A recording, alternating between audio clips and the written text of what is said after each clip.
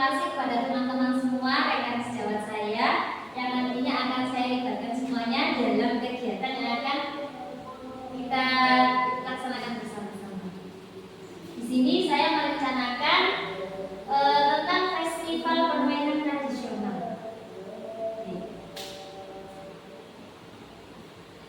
Nah, latar belakangnya seperti yang kita ketahui, ya. Sekarang adalah zaman digital. Banyak anak-anak kita yang suka untuk bermain HP daripada bermain dengan teman sebayanya. Dan permainan tradisional ini merupakan bagian dari warisan budaya yang memiliki nilai-nilai kearifan lokal dan berperan penting dalam pembentukan karakter anak. Di mana ketika bermain permainan tradisional itu mereka akan berinteraksi satu sama lain, kemudian juga fisiknya juga terlatih supaya mereka juga sehat karena banyak gerak, ya. Kemudian situasi ini menjadi perhatian dan alasan utama karena game online bisa menyebabkan kurangnya interaksi sosial dan aktivitas fisik yang bisa mempengaruhi perkembangan emosional dan sosial anak. Selain itu, permainan tradisional juga membantu menjaga kesehatan fisik karena mengandung aktivitas fisik yang bermanfaat. Dengan demikian, mengenalkan permainan tradisional di lingkungan sekolah adalah langkah yang penting untuk melestarikan budaya dan membangun karakter siswa. Dalam permainan tradisional ini, nanti kita juga bisa mengembangkan sportivitas pada anak, ya.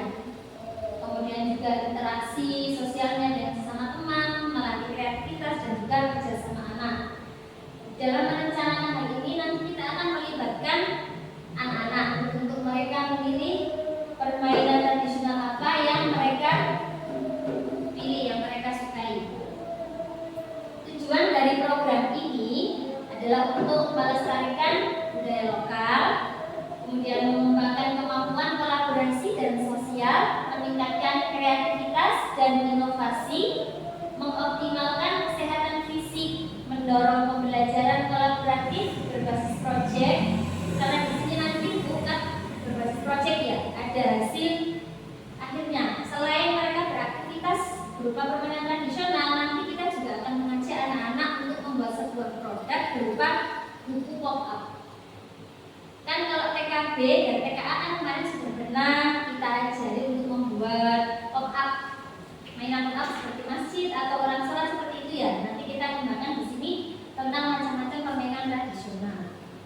Itu dalam bentuk pop-up.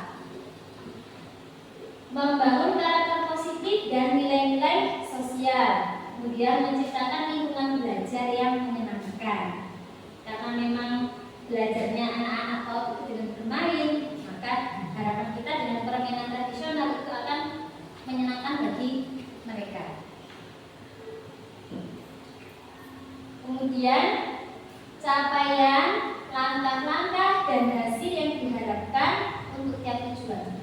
Capaiannya pemahaman dan pelestarian budaya lokal, peningkatan kemampuan sosial dan kolaborasi, peningkatan keterampilan fisik dan kreativitas, pembentukan karakter positif, peningkatan antusiasme belajar. Langkah-langkah pelaksanaannya, yang pertama tentu saja kita akan merencanakan program, ya.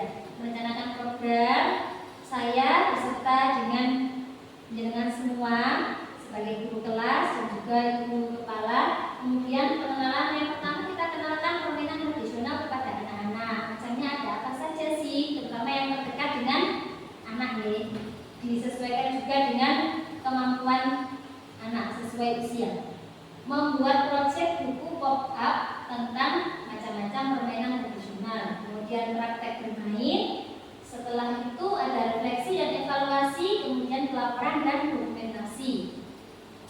Hasil akhir yang diharapkan bisa meningkatnya kesadaran peserta didik akan budaya lokal, kemudian terciptanya hubungan sosial yang lebih baik antar peserta didik, peningkatan kesehatan fisik, pengembangan karakter dan nilai positif, peningkatan motivasi belajar dan kreativitas, kemudian terbentuknya komunitas belajar yang kuat. Berikut adalah struktur program dan mitra dalam komunitas belajar. B yang berjumlah 48 anak. Dari kelompok A 24 anak dan kelompok B 24 anak. Kemudian pengaturan programnya nanti bisa di halaman sekolah untuk kegiatan fisiknya, dan di luar kelas nanti untuk kegiatan diskusi dan pembuatan proyek serta refleksi. Refleksinya nanti enak di dalam kelas saja. Kalau di luar nanti kita gunakan untuk kegiatan fisiknya. Waktu pelaksanaan ini direncanakan selama 2 minggu di semester 2, karena permainan tradisional ini masuk di kurikuler yang nanti akan dijadikan juga kegiatan P5.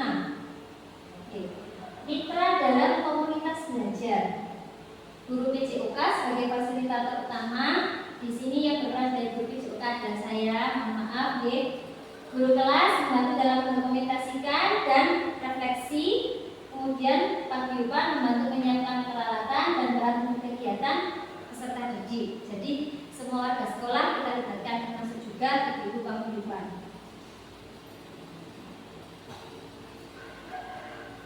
Kapasitas yang dimiliki sekolah, sumber daya yang dimiliki, lapangan sekolah.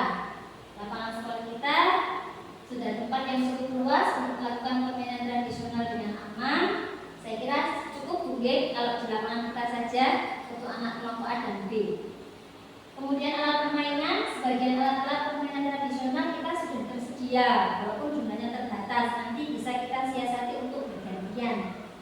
Kemudian guru PJOK pengalaman dalam mengajarkan permainan tradisional dan keterampilan olahraga, karena di sini permainan tradisional akan mengandung nanti pendidikan geraknya. Mereka geraknya itu menggunakan apa, kemudian melatih keterampilan apa. Guru kelas memfasilitasi siswa dalam perencanaan, pembuatan proyek, pelaksanaan dan refleksi.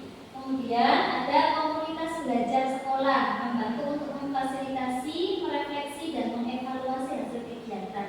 Yang mana komunitas belajar ini ya anggotanya ya kita ini kepala sekolah dan semua guru. Kemudian orang tua kita libatkan dalam proses evaluasi juga dan memberikan dukungan serta motivasi kepada anak. Di sini rencana evaluasinya itu di awal program. Di awal program kita bisa menilai pengetahuan dasar anak tentang permainan tradisional dan persiapan fisik mereka. Jadi di awal kita tanya jawab tentang macam-macam permainan tradisional yang diketahui anak itu apa saja, apa mereka sudah mengetahui atau sudah pernah melakukan. Kemudian di tengah program kita mengobservasi, partisipasi dan keterlibatan siswa dalam permainan. Mereka ada semangatnya atau kurang semangat dalam melaksanakan program tersebut. Kemudian di akhir program itu ada refleksi per kelompok dan individu. Karena nanti permainan tradisional kan ada yang individu, ada yang berkelompok nih. Serta penilaian terhadap keterampilan fisik, kerjasama dan sikap peserta didik. Untuk sumber datanya, kalau bagi peserta didik kita melalui observasi secara langsung dan refleksi setelah permainan. Guru melalui pengamatan selama kegiatan bermain. Teknik pengambilan datanya bisa observasi secara langsung selama permainan. Kemudian ada refleksi dan wawancara secara pribadi dan kelompok tentang nilai-nilai yang dipelajari. Itu kita wawancaranya kayak ngobrol biasa dengan murid kita. Kemudian yang slide yang terakhir ada kemungkinan tantangan dan solusi. Tantangan 1, kesulitan peserta didik dalam memahami aturan main permainan tradisional. Ini masih kemungkinan tidak. Jadi kita masih mengira-ngira. Kemudian solusinya kira-kira seperti apa? Kalau kita nanti mendapati adanya tantangan tentang kesulitan peserta didik dalam memahami aturan main, maka solusinya menyederhanakan aturan permainan dan memberikan demonstrasi secara langsung agar peserta didik bisa mencontohnya. Tantangan yang kedua, peserta didik yang masih sulit diatur untuk tertib ketika kegiatan main berlangsung. Kita berikan solusi membuat kesepakatan kelas terlebih dahulu serta kerjasama antar guru untuk menertibkan peserta didik. Kemungkinan tantangan yang ketiga, peserta didik yang kurang tertarik pada permainan tradisional dan merasa permainan tersebut sulit. Solusinya kita harus menyesuaikan permainan dengan dan kemampuan anak memilih permainan yang relevan dengan kehidupan sehari-hari. Kemungkinan tantangan yang keempat, keterbatasan waktu untuk melakukan refleksi yang mendalam. Solusinya, mengalokasikan waktu refleksi yang cukup di akhir setiap sesi permainan dan memberikan kesempatan anak untuk berbagi pengalaman main secara bergiliran. Terima kasih. Mungkin ada yang mau ditanyakan? Mungkin ada yang kurang jelas? Monggo.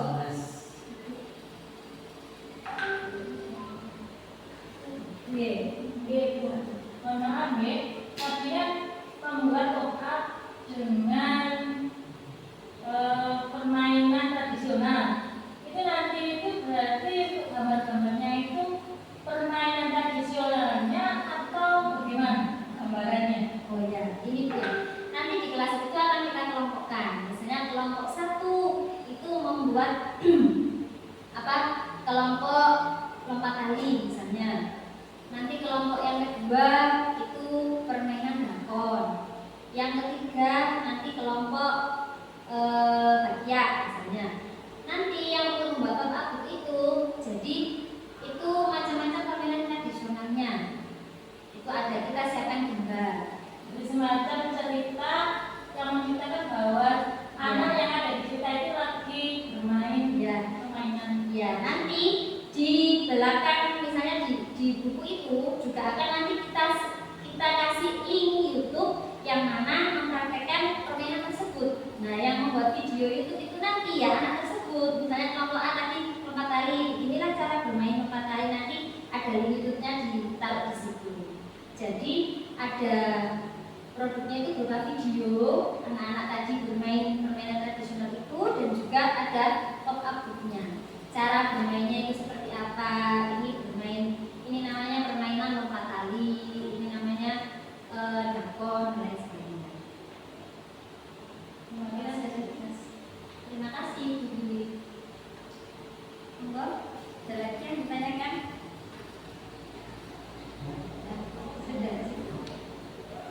Kalau sudah jelas semuanya, saya ucapkan banyak terima kasih atas waktunya dan mohon dukungannya. Semoga program ini bisa berjalan dengan lancar. Karena ini untuk untuk meningkatkan kreativitas kita dan menjaga nama baik lembaga kita. Semoga nanti kegiatan festival ini yang insya Allah nanti akan kita laksanakan di semester 2 bisa berjalan dengan lancar. Tentu saja dengan kerjasama terutama Ibu Kepala Sekolah, Ibu Mas Suro, dan juga teman-teman guru kelas. Dari saya mohon maaf apabila ada salah-salah kata. Saya ucapkan terima kasih sebanyak-banyaknya